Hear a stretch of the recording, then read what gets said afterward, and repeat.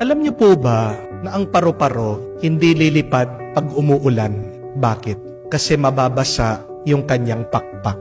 Pag nabasa ang kanyang pakpak, mahihirapan siya at baka ito ay ikamatay niya. Napakaganda pong aral, no? Na pag merong bagyo sa buhay mo, ang pinakamagandang gawin ay huminto at magpahinga ka. Madalas yan ang problema natin eh. May masama nang nangyayari sa ating buhay, sa ating mga ginagawa, lalo pa tayong napapasama. Minsan, merong mga tao, marami na nga silang utang, nagagawa pa nilang sumugal. Bakit? Iniisip na sa pagsusugal, magkakaroon sila ng pera. Pag mainit ang ulo mo, ang unang-una dapat na hindi mo dapat gawin ay yung magsalita ka. Kasi baka meron kang masabi na pagsisisihan mo.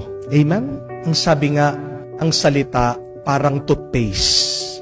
Pag lumabas na yan sa iyong bibig, hindi mo na maibabalik muli. Merong iba, pag bumagsak sa test, nadidepress.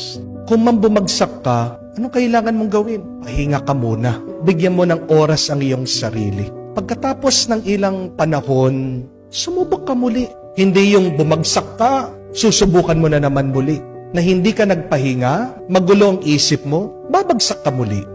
Hindi po masama ang magpahinga. Tandaan nyo yan. Lalong-lalo na doon sa mga hindi tumitigil na nagtatrabaho. Kailangan nating huminto, kailangan nating magpahinga. Kung gusto mong mas makalayo ka sa iyong paglalakbay, tandaan natin na minsan ang pinaka magandang magagawa natin ay hayaan na lumipas, umalis ang bagyo ng ating mga problema. Tingnan niyo po kung anong ginawa ng ating Panginoon. Nung umuulan, natulog siya, nagpahinga siya. Walang problema kung hihinto ka at magpapahinga ka. May problema pag hindi ka nagpapahinga kasi magkakasakit ka. Pag hindi ka tumigil, baka masasaktan ka. My dear friends, take all the time that you need to rest. Tao po tayo, hindi po tayo robot. At maniwala ka na pagkatapos dumaan ang problema mo, makakalayo ka din sa iyong paglalakbay. Makakamtan mo din ang iyong panaginip at pangarap sa buhay. Alam niyo po, marami ang mga depressed sa problema nila. Ano po ang pinakaugat ng kanilang depression? Ito po, kasi gusto nilang kontrolin yung hindi nila makontrol. Makokontrol mo ba ang pagkakasakit? Hindi. Bigla na lang dumadating yan. Di po ba? Makokontrol mo ba ang aksidente sa buhay natin? Hindi. Bigla na lang dumadating yan. Makokontrol mo ba ang ekonomiya? Hindi. Minsan talaga nagiging matumal ang negosyo. Minsan naman malakas ang business. Makokontrol mo ba ang pag-iisip ng isang tao? Hindi. Isang araw, kinagigiliwan mo siya, tuwang-tuwa ka sa kanya. Pero isang araw, nagbabago yan. Nagiging mataray, buwisit, mainitin ng ulo, walang pasensya. Kaya nadidepress ka kasi gusto mong hawakan, kontrolin ang lahat ng bagay. Gusto mong maging payapa, gusto mong maging masaya. Just allow things to unfold. Let it be. Hayaan mo. If you cannot control it, and then allow God to control it. Allow God to hold on to it. Hayaan mo kung wala kang magagawa. Hayaan mo ang Diyos. Siyang may magagawa, siyang mas makapangyarihan kesa sa iyo. Tingnan mo man, gagaan ang iyong balikat, mawawala yung stress ng iyong pangangatawan pag inaalay mo sa Diyos ang lahat. When you have a big problem in your life, try this. Practice pausing or stopping. Because there is great power in pausing and stopping. May kapangyarihan po, may lakas sa pagtigil. Ano man ang nararamdaman mo ngayon. Pagod ka, tumigil ka. Nag-aalala ka, tumigil ka.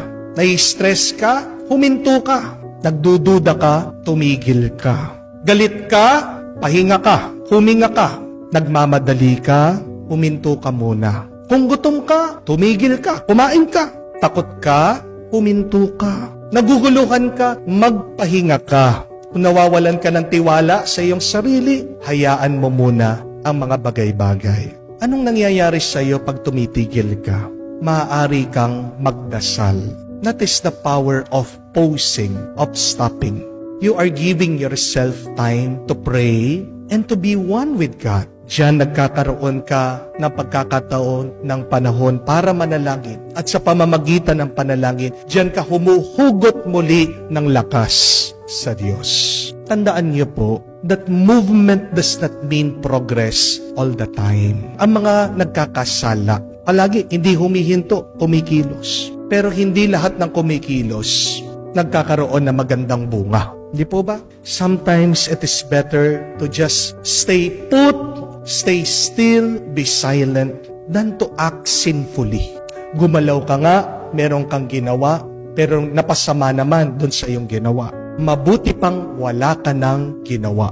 Dahil pag wala kang ginagawa, pero nagdarasal ka naman, ang Diyos naman ang may gagawin. There is more grace in doing nothing than doing something which is against the will of God. Tandaan niyo po. Mas maganda na, mas mainam na yung wala kang ginagawa kesa yung meron kang ginagawa. Aliwas naman ito sa kagustuhan ng Diyos. Kung wala kang magawa, huwag mong ipilit. Baka mapahamak ka lang. Kung hindi ka kikilos, ipasa Diyos mo. Maniwala ka na ang Diyos ay kikilos para sa iyo.